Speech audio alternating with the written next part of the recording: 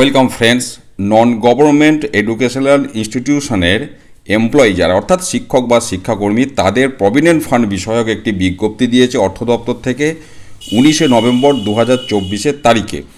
যেটা বলা হচ্ছে, আপনার সাবজেক্টটা দেখতে পাচ্ছেন, এবার ফার্স্ট প্যারাগ্রাফে যেটা বলা হচ্ছে 1983 সালের যে প্রভিডেন্ট ফান্ড অ্যাক্ট ছিল সেখানে প্রভিডেন্ট ফান্ড জমা দেওয়ার কোনো আপার সিলিং ছিল না। দ্বিতীয় পয়েন্টে যেটা বলা হচ্ছে 2022 সালের বেশ কিছু বিজ্ঞপ্তি ছিল, সেখানে আপার সিলিংটাকে 5 লাখ ফিক্সড করা হয়েছে। এবার 3 নম্বরে যেটা বলা হচ্ছে যে একজন এমপ্লয়ির একটি ফিনান্সিয়াল ইয়ার, এক্ষেত্রে মেনশন করে দিয়েছে 2024-25 অর্থাৎ রানিং যে ফিনান্সিয়াল ইয়ার, সেই ফিনান্সিয়াল ইয়ারে তার টোটাল যে ডিপোজিট পাশাপাশি যদি কোনো এরিয়ার থেকে থাকে সমস্তটা যোগফলটা যেন যে থ্রেশহোল্ড লিমিট যেটা এখন 5 লাখ সেটাকে যেন ক্রস না করে।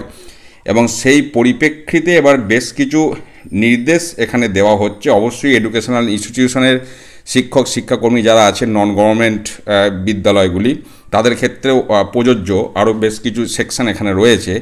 এবার এর পয়েন্টে যেটা বলা হচ্ছে যে 2024-25 এই যে রানিং ফিনান্সিয়াল ইয়ার, সেখানে যদি কোনো এমপ্লয়ির আপনার টোটাল 5 লাখ টাকা অলরেডি জমা হয়ে থাকে সেক্ষেত্রে তার আর কোনো ডিডাকশন কাটা হবে না এই ফিনান্সিয়াল ইয়ারে।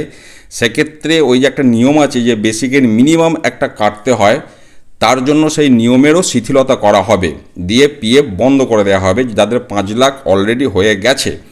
বিয়ের পয়েন্টে যেটা বলা হচ্ছে যে 24-25 ফিনান্সিয়াল ইয়ারে হয়তো দেখা যাচ্ছে কারো 5 লাখ এখনও ক্রস করেনি, সেক্ষেত্রে বাকি যে মাসগুলো আছে পিএফটা এমনভাবে কাটতে হবে যেন 5 লাখ ক্রস না করে।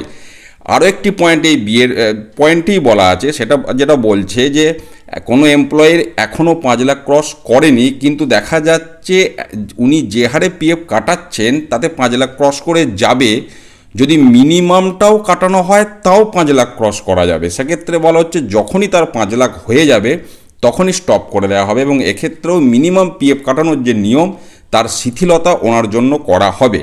এই বিষয়গুলি এখানে মূলত বলা হচ্ছে, অর্থাৎ সমস্ত কিছু যোগ বিয়োগ করলে যা দাঁড়াচ্ছে যে বছরে 5 লাখ টাকার বেশি জেনারেল প্রভিডেন্ট ফান্ডে কাটানো যাবে না, এটাই নিয়ম। এই নিয়ম আগেও ছিল, সেটা আবারও একবার বিজ্ঞপ্তি দেওয়া হলো 2024-25 অর্থবর্ষের জন্য বা পরবর্তী বছরগুলির জন্য।